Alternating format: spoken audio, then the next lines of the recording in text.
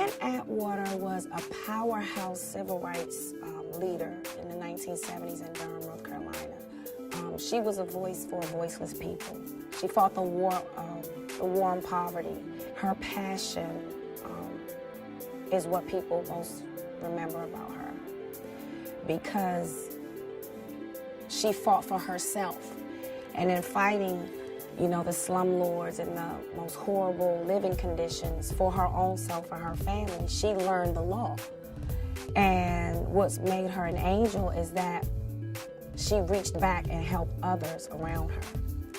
She was like the saint of the community. Her drive and her passion, because I believe in justice for all. I believe in taking up for those who need it. You know, I believe in taking up for people who are bullied.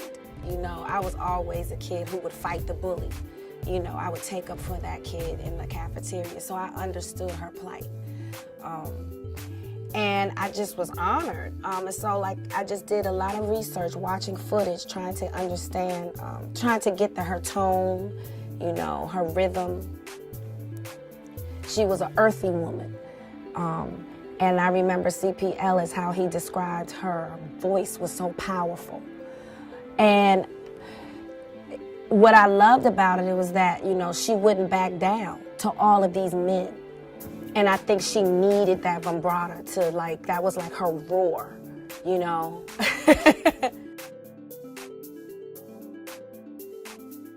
I mean, I was just blown away when I heard Robin, our director, sent me a voice recording of her saying that she was honored that I was gonna play her. And I was like, she really wants me to play her? Like, she knows who I am.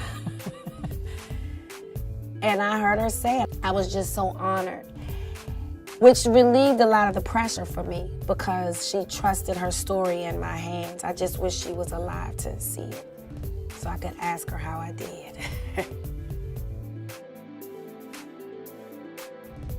Sam Rockwell is just a gem in life and as an artist. He's such a giver, and to be an artist, you must be a giver. We both felt the urgency, and we both felt the responsibility of telling this story. We both knew how important it was, and I think everybody involved in this production, both in front of the camera and behind the camera, understand that this story is needed. Like, we need this story like we need water. Ann's message can be inspirational to women everywhere, because she doesn't back down. She doesn't take no for an answer. She fights for change, because change is worth fighting. Where are we gonna go to school now? I'm gonna find you somewhere real nice to go. The council will vote to either adopt or reject school integration. Folks in this town like things the way they are. We gonna beat school segregation once and for all. The story essentially is about a civil rights activist, Ann Atwater, and a Ku Klux Klan leader, C.P. Ellis, who become friends eventually. This really happened, and it's beautiful to watch. C.P. Ellis, he acted like he was the meanest man in the world, and I wanted to cut his head off. She can upset the world with her mouth if she wants to. All the better is you don't get in my way. Well, I'm gonna get in your way.